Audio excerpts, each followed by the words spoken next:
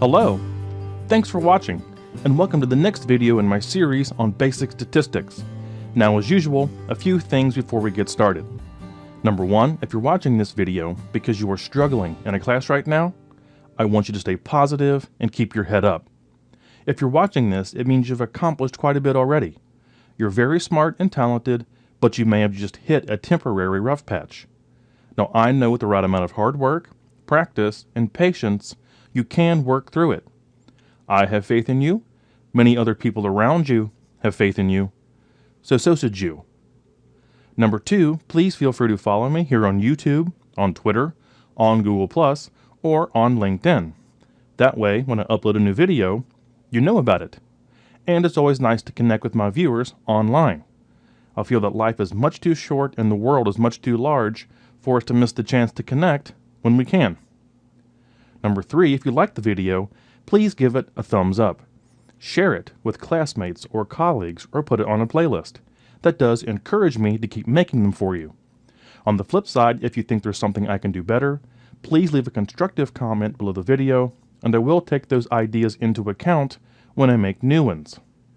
And finally, just keep in mind that these videos are meant for individuals who are relatively new to stats. So I'm just going over basic concepts, and I will be doing so in a slow, deliberate manner. Not only do I want you to know what is going on, but also why and how to apply it. So, all that being said, let's go ahead and get started. So this video is the first in a new series about analyzing variance. Now, up to this point, we have been conducting analysis related to the mean, whether it's point estimators, confidence intervals, or hypothesis tests. This video examines the other primary characteristic of a distribution, its variance or spread. So two or more populations could have the same means, but very different variances. So think of two sports teams that average the same number of points scored per game. One team is very consistent game to game. The other team has very good games and very bad games. Now, which team has the smaller score variance, you think? Well, the first, the more consistent team, is much more likely to have a smaller score variance. Now, variance plays a very important role in fields such as quality assurance and operations management. Ever heard of Six Sigma? Well, you probably have. Well, what is sigma? Remember that sigma is the symbol for population standard deviation, which of course is the square root of the variance. So by definition, this is a deeper look into the variation characteristics of data. Eventually, it will allow us to form confidence intervals and conduct hypothesis tests about the variance in the same way we learned how to do it for the mean. However, doing so will require us to learn about a new model distribution, the chi-square distribution. So let's go ahead and get to work. Now, I always like starting with some simple real-world examples. So I call this one measuring up. So let's say you work for a company that manufactures meter sticks, like the measurement meter sticks. You take a product sample, and this is what you find for the lengths. So the first one is 1 meter long, the second one is half a meter long, and the third one is 1.5 meters long. However, your competitor is able to produce meter sticks with these dimensions. The first one was 1 meter long, the second is 1.01 meters, and the third is 0.99 meters. So common sense should tell you which company has better production outcomes. But notice that each company is producing, on average, meter sticks that are 1 meter long. So in your company, you have 1 plus 0.5 plus 1.5. That adds up to 3. Divided by 3 is an average of 1 meter. Your competitor, that's 1 plus 1.01 plus 0.99. That's 3 as well, divided by 3. So that's an average also of 1 meter. But what is the difference between these two outcomes? Well, it's their variation. So here we have two samples that both have the same mean, but very drastically different variances. So example 2 has to do with the manufacture of engines. So when a standard car, truck, or similar engine is made, the cylinders must be bored from a block of metal. Now the pistons must fit inside the cylinder very precisely. So yeah, the cylinders must be the correct diameter, but they also must have a variance that's near 0. So you can see these two engine blocks here in the photos. So inside each one of those cylinders fits a piston that goes up and down. Now, if the cylinders are not uniform, the piston may not even fit in the hole if it's too small. Or if it's too large, the piston won't even touch the sides, and of course that's another problem. So you can see this tool over here on the right. It is measuring the uniformity of the diameter of the cylinder. So oftentimes, if you look in an auto plant, you will see machines dedicated to making sure that not only are the cylinders the correct diameter, but their variance is as small as possible. So example 3, stock returns. So when investing in stocks, there's usually a trade-off, risk versus reward. In financial terms, risk is often another word for a stock's variance. Some stocks are steady, low risk, but offer lower potential returns. A good example of this is General Electric, or GE. Other stocks swing wildly, so they're higher risk, but offer more potential upside. So another example of this is Apple. So GE is like the tortoise, slow, steady progress, slow and steady returns over time. Apple, because it's a young tech company, it can swing wildly from day to day. Let's look at two other companies. Ford Motor Company, which of course makes cars and trucks and other things, and Whole Foods Markets, which is a certain type of grocery type store.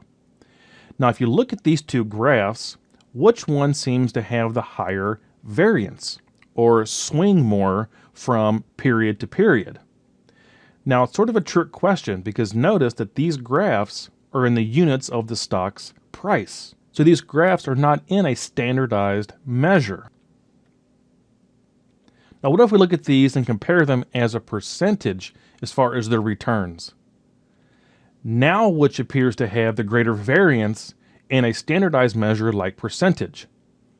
Well, I know for a fact, so my money is on, it's Ford. It's the green line in the chart. So if you look at Whole Foods, the blue, it sort of travels in a band of 0 to 20% in terms of its return. It fluctuates in that band over 1 year's time. But look at Ford.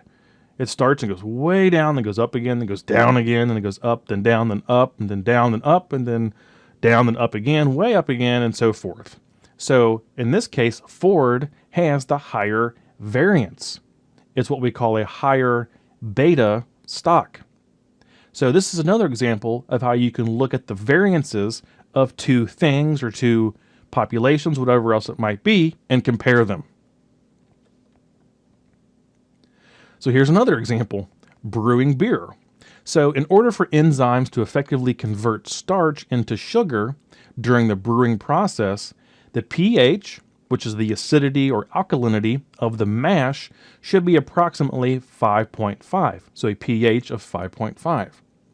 Therefore, the pH is measured frequently and is recorded by a brewery employee.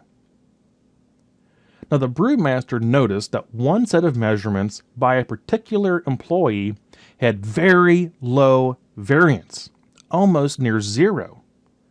Upon further investigation, it was determined that the employee had not been trained properly on the measuring device and was just blindly writing down 5.5 each time.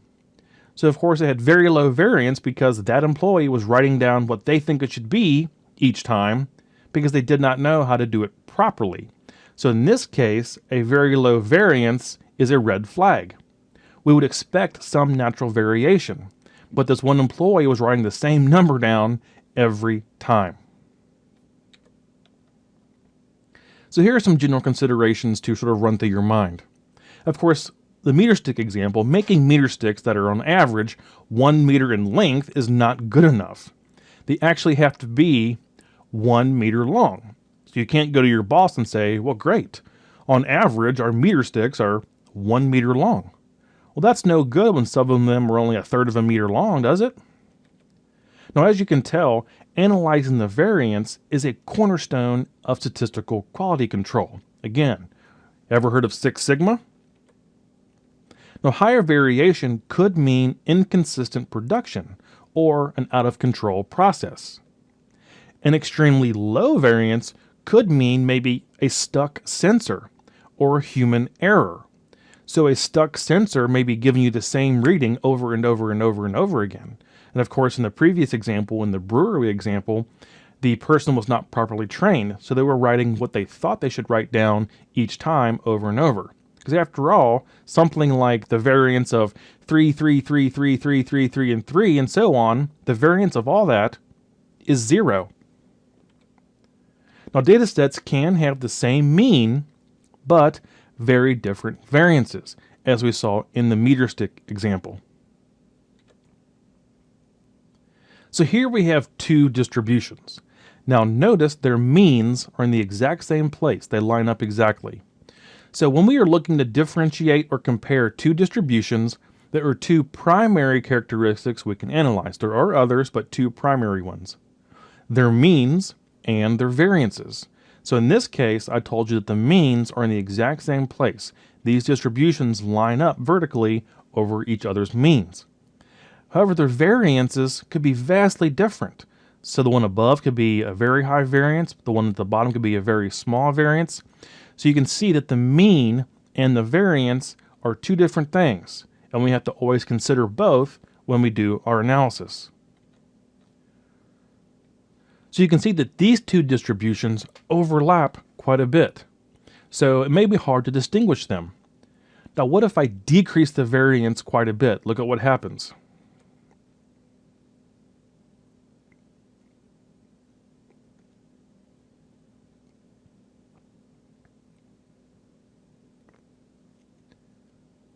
So when they started here, they overlapped quite a bit. But what we did is we kept the means in exactly the same place and then reduced their variance. And then they became very distinguishable from each other. So as we proceed, variance will be an important measure as to how we can distinguish two population distributions.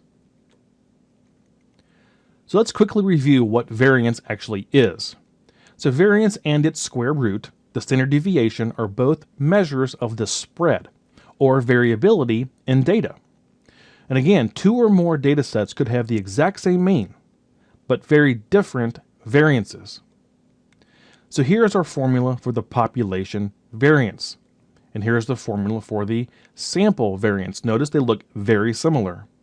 So what is the overall concept here in the variance formulas?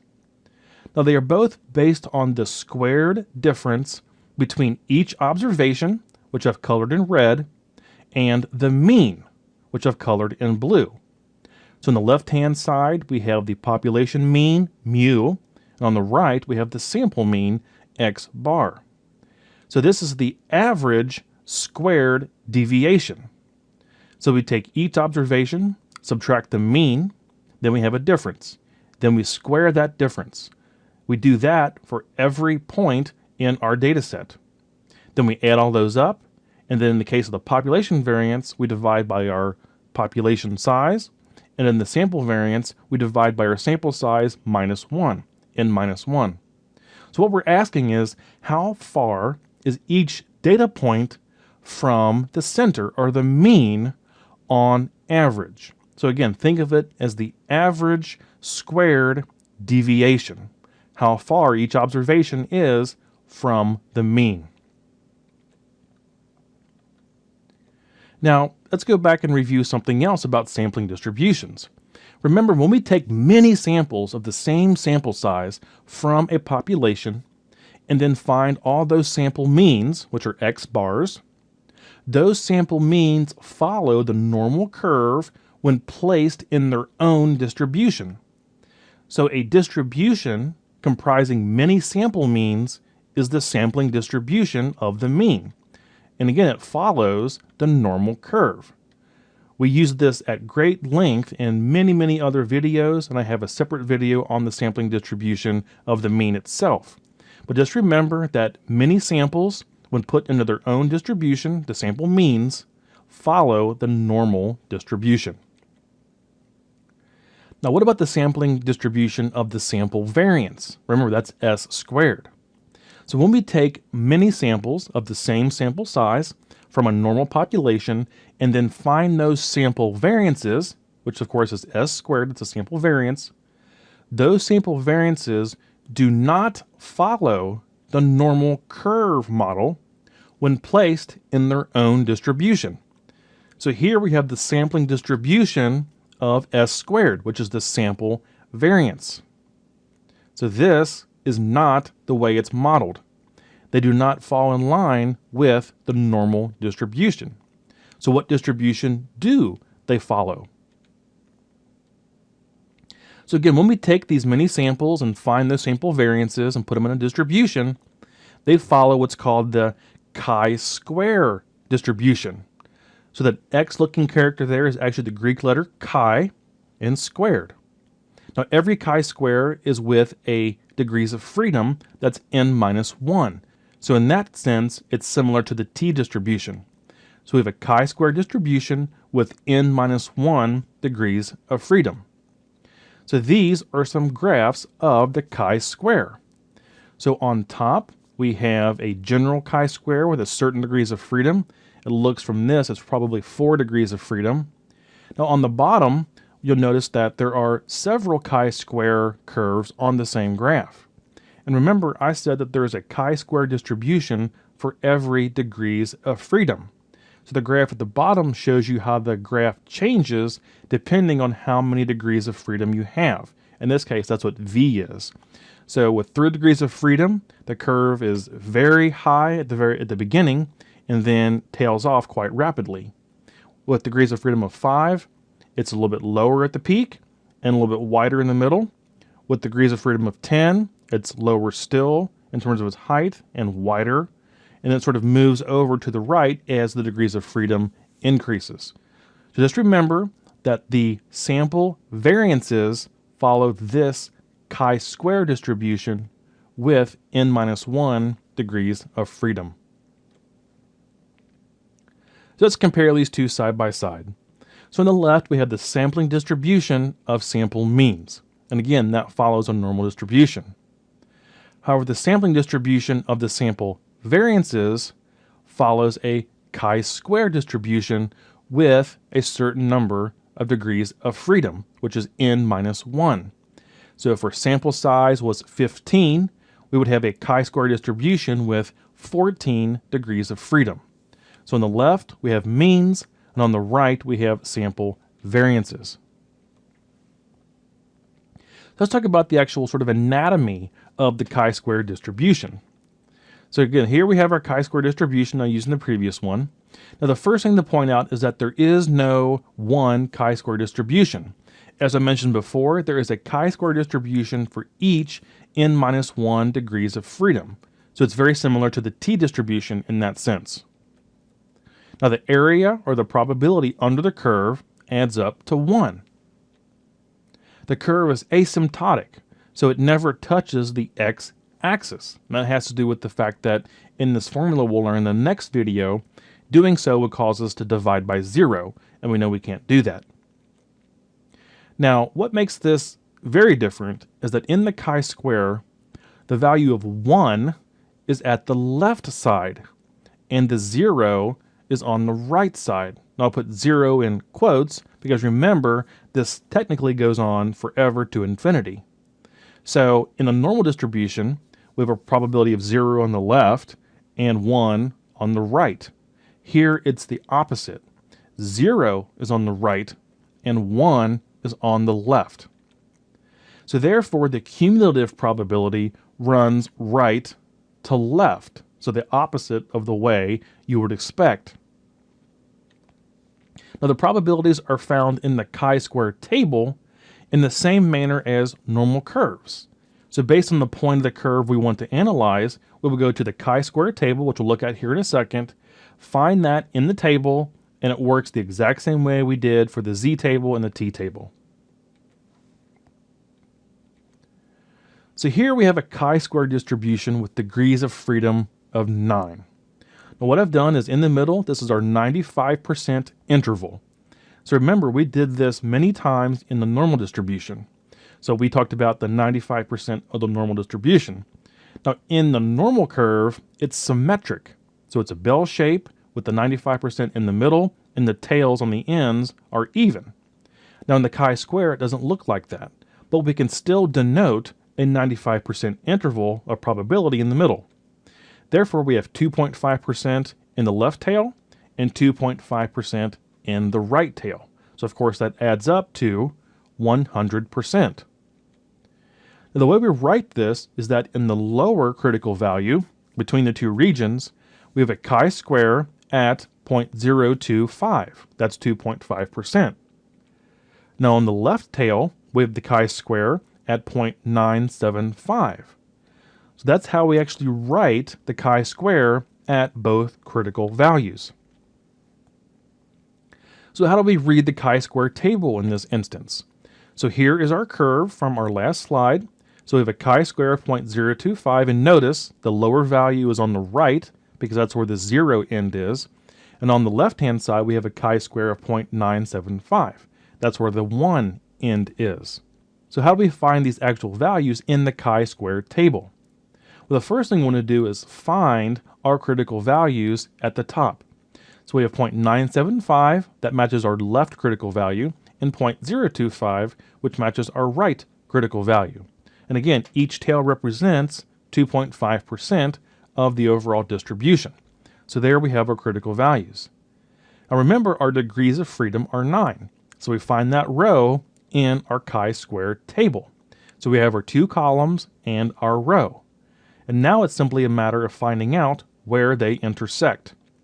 So in the first case at 0.975, we find that the chi-square value here is 2.7. Now at the 0.025 critical value, the chi-square value is 19.023. So if you look up there actually on our graph, you will see that the chi-square of 0.975 is at about 2.7. And the chi-square of 0.025 is at about 19. So that matches our actual table. So this is our large graph from before, and now we can go ahead and put our values in. So we write it like this. So we have the chi-square, this 95% interval, is between the chi-square of 0.975 and the chi-square of 0.025. And that is 2.7 and 19.023. So that is the boundary of our 95% interval.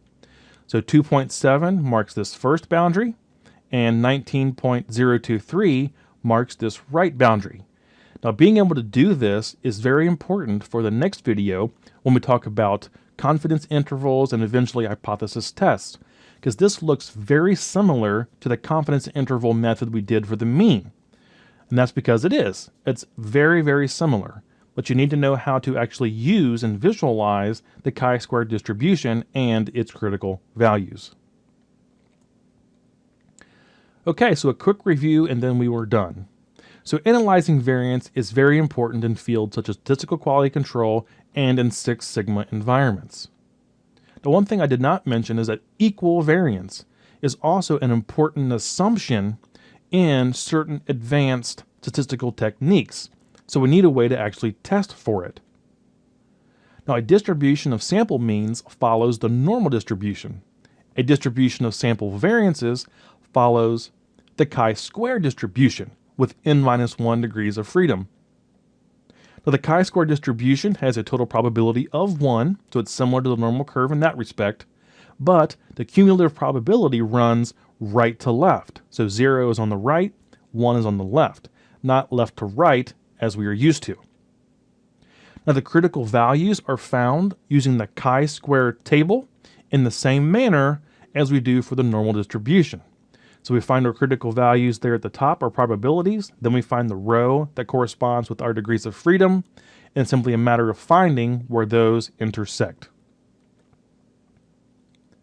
Okay, so that wraps up our first video on how to analyze variance.